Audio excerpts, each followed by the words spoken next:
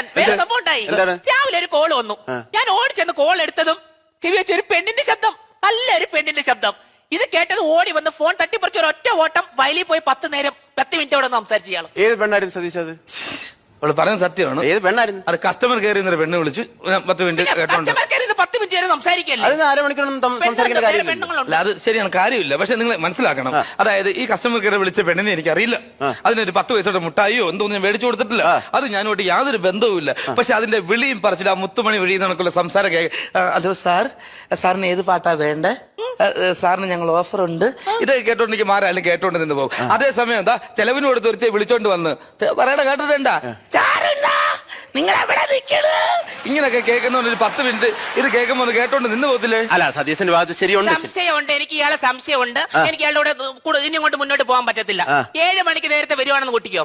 7 മണി മുതൽ 8 മണി വരെ പുള്ളി വാഴത്തോപ്പില്ല. വാഴത്തോപ്പിലൊക്കെ എന്തിനാ സതീശ പോണേ? മൊബൈല് വാട്സപ്പ് ആണ് അവൾ ഉദ്ദേശിക്കുന്നത്. അവളെ സംസ്കാരം